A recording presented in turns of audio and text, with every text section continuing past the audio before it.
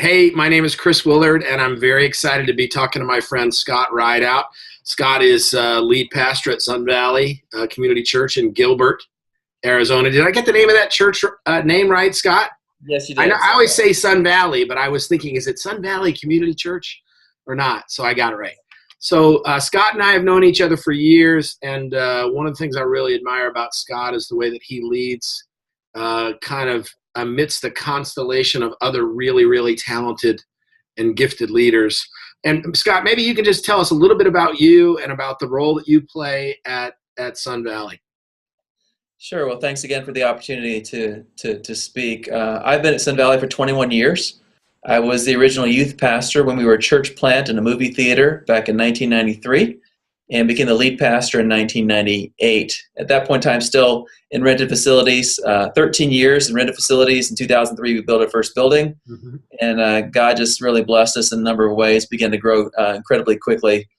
These days, we're on 3 different campuses. One was a merger with a church that was declining. Another one was a parachute drop, where we put a planter down somewhere, and then the final one was the one we built, and so hopefully in the future we'll hive, we'll plant, we'll parachute drop, and we'll merge and do all those sorts of things. So yeah, that's fantastic. I'm one of the 2 lead pastors at Sun Valley. Chad Moore is the other lead pastor. The way we say it is he leads the crowd and I lead the core. He's all about the air war, I'm about the ground war, and we work together and use each other's gifts and abilities to move the church forward. Yeah, that is one of the things I've always admired about the way you guys do it at Sun Valley. You and Chad have such a great collaborative relationship, and then you have such a killer team of people around you that do great stuff, and I think that is so cool. We wanted to talk today specifically, Scott, about the whole idea of generosity, stewardship, giving. You and Chad and your team have done such a great job over the years of figuring out what does it take to create a culture of stewardship and giving in your church. Maybe you could just talk about how that topic became something that you guys began to focus on initially. What was it that sort of got you thinking about that? Well, I visited some churches in Atlanta and some leaders in Atlanta back in 2006 that seemed to understand generosity at a higher level than we did. They were able to articulate what they were trying to do. They understood systems and things like that. And so I began to ask, we thought we were a generous church. And so I began to ask, are we really generous? And I've always heard that facts are our friends. But in this case, I went back to our church. We'd grown tremendously in that period of time, and our giving was way up, and we had more money than, way above our budget and things like that. But in actually studying it, I realized that the giving per person, per family, had actually decreased over a period of time. And so our growth had masked a loss in generosity. And I realized that one of the reasons was we just weren't talking about it. We were focused so much on the growth that we weren't really focusing on the health. And so that began me on a little crusade, if you will, to say, let's make generosity more of a core value in the life of our church, and not just something we think we are, but something that we know we're growing in our church. Yeah, and we got to hang out together because you and Chad and your team were involved in one of the early generous churches leadership communities that we did at Leadership Network, and I think that's where I first began to get a picture of the good stuff that you guys were doing there. Bro, talk about some of the things, like what are some of the pillars, the things that you focus on at Sun Valley to try to encourage generosity and stewardship? Well, there's a number of levels I can talk about. I think one of the things that we do best is connecting generosity to the life change stories of our church. We're a church. We say we're a church that helps people meet, know, and follow Jesus. And we know that every time someone comes to know Christ, it's because someone's been generous. And as people grow in Christ, it's because people have given their time and talent and as they follow Christ, they're going to surrender themselves to a generous God. And so we work very, very hard on helping people understand those things and tying generosity to life change in our church. We intentionally try to weave generosity into every weekend.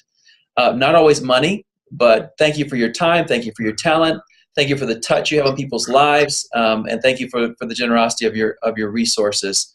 And so over and over again, you'll hear us talk about those kinds of things.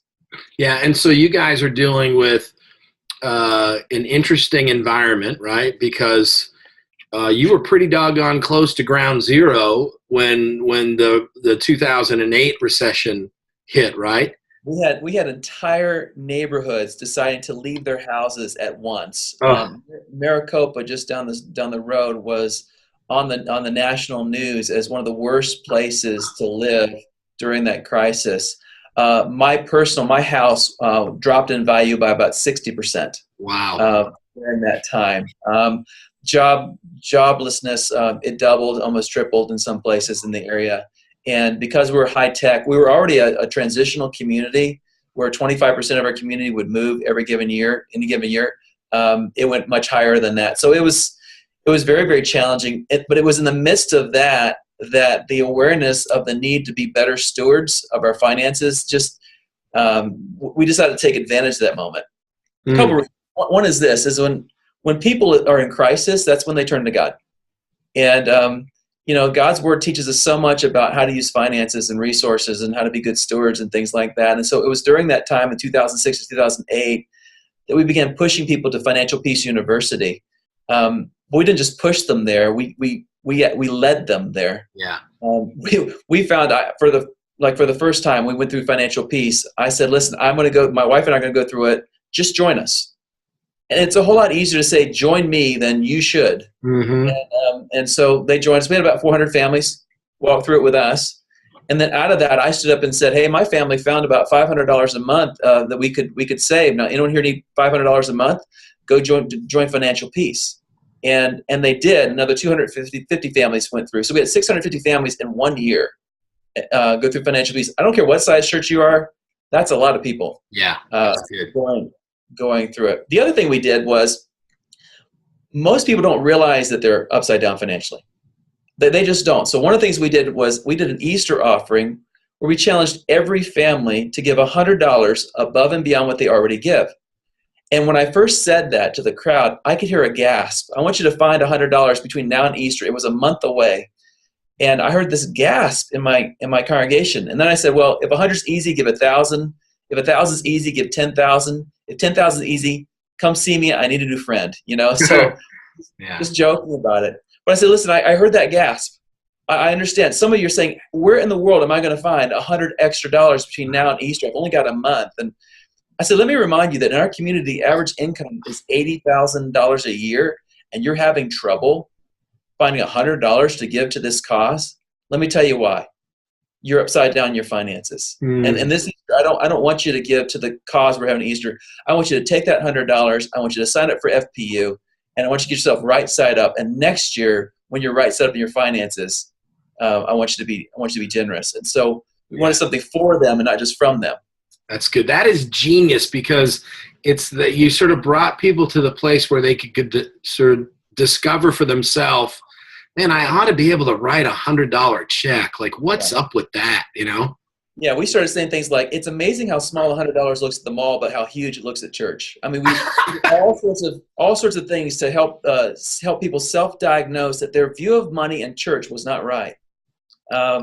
And these days, we say things like this: we're a give first church because we have a give first God. Yeah. And so we're creating identity.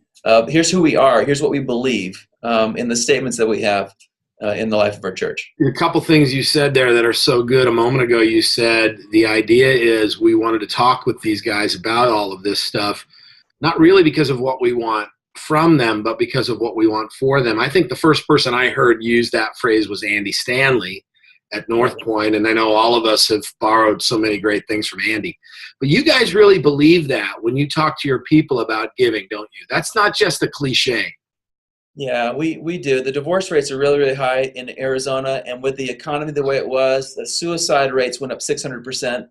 I mean, it was a huge, huge time for us, and we began to think I remember we were in Dallas and began to think as a group, say, why would we want to get people financially right set up? Why would we want them to give? And we began realizing the stress on marriages that's caused by financial problems. Mm. The challenge of a lot of us have teenagers, including myself, they're going off to college, and if we don't train them in finances before they get to college, then Citibank and those other groups are just going to give them credit cards. They're never going to learn it, and they're going to get upside down. We had people in our church that wanted to go to the mission field but couldn't Yeah. because they had so much debt from their college days or from their careers. There were so many things that money was an issue that was holding them back. And we had couples where one couple wanted to be generous, the other one didn't, wanted to be, no, I've got my own agenda and own a bigger truck or a bigger house or bigger whatever. And we just realized this is a spiritual issue. Jesus always treated it as a spiritual issue. And so we as a church, maybe we need to treat it the same way.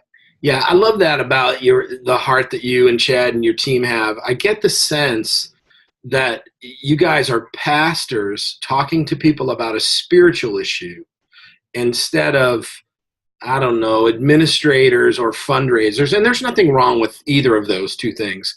But you're not talking to people about this issue as a fundraising strategy. Rather, this is like a part of spiritual formation. This is what it means to be a Christ follower, right?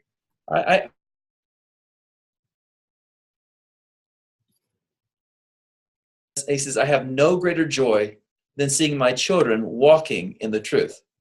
And that's what he says. And I think Jesus talks so much about money, and if you read the Paul and things like you'll see all this stuff about money. James, there are 11 references to finances in James, but I've never seen anyone take the time walking through the book of James to spend that much time talking about money. They just don't. Luke has 41 different references about money, greed, those kind of things. But we don't walk through the book of Luke, the life of Jesus. We don't talk about it.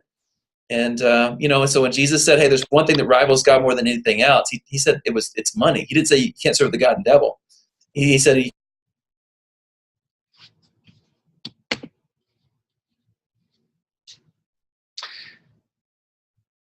Hey, Scott, I think we're having like a little bit of a glitchy communication problem here. We lost you.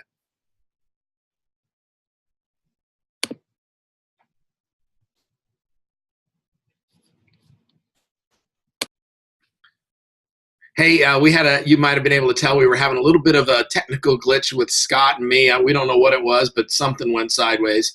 But we think we got it worked out now. Scott, just before we got glitchy, you were starting to talk about how you guys view generosity, stewardship, giving as not just about trying to fund ministry, but about spiritual formation, right? Right. Yeah, I'll use my friend Patrick Johnson talks about, we're not trying to create just generosity, we're trying to create generous disciples. One of my favorite verses in the Bible is 3 John verse 4, where John says, I have no greater joy than seeing my children walk in the truth. Mm-hmm. And when you look at the Bible, you look at the book of James, one of the most practical books in the Bible, you see that 11 times James talks about finances and the issues it has on our spiritual life. The book of Luke, at least 41 times, there are allusions to money and its impact on ministry and discipleship and things like that. And so if in the life of Jesus and the most practical book of the Bible, James, money is a huge issue, why are we not talking more about it as a discipleship issue rather than as a resourcing issue?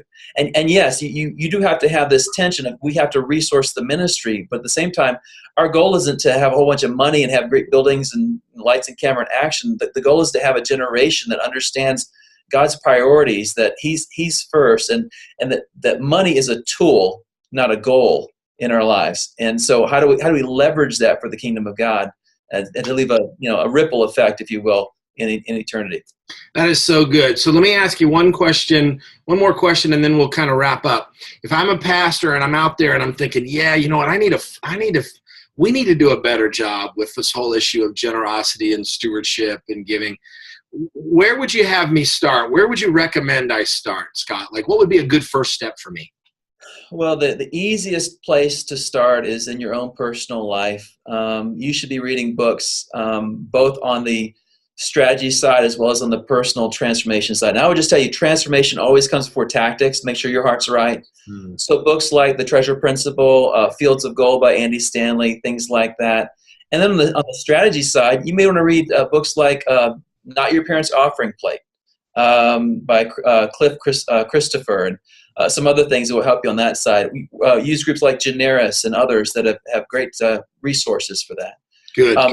Now, I would say this as well, that as Converge Worldwide, we actually have I do a seminar called the Generous Church Summit, where we talk about the foundational parts of becoming a generous church. We could teach you how to do that. We have a few of those going on in the country. There's always room for more. We also have a Generosity 2.0, where I talk about 5 characteristics of healthy churches that are true of all churches that are generous or evangelistic or prayer-minded or great at worship. But there are 5 things that hold us together, and so you could be a part of that. And so you could contact me. If I wanted to find that, where would I go? What's the web address, or should we email you? How do I do that? There are a couple places. One is there's a website called convergegenerosity.com. Good. And the other one is just, you can go to the Sun Valley site or just contact me, and I'll be glad to work with you through that. One of the things I also really appreciate about you, Scott, is that you've done such a great job of sharing with the others kind of in your tribe, in the Converge tribe, about this kind of passion that you guys have about generosity. And it really makes a difference. I mean, I observe churches that are in your network that really seem to be getting this message of generosity and stewardship and giving. And that's a big hats off to the great work that you and your team have done over the years. Thank you. What's really great is many of them are ahead of us in some ways. And so now we're learning from them and discovering. And, when you have this group of churches together that are on the same journey, it's iron sharpening iron, Proverbs 27:17, iron sharpening iron. We're just getting better because we feel like we need to be generous toward each other as well. And so we're learning from each other. And so we get together and talk about what's working for you and, where you stuck. And it's just really, really helpful. Awesome. Well, listen, I want to say thank you, Scott. Scott Ridout of Sun Valley Community Church. You've been such a great friend. You guys are doing such a great job of inspiring generosity and stewardship and giving. Thanks for taking a few minutes to talk with us today. Thanks, Chris. I appreciate it. Take care.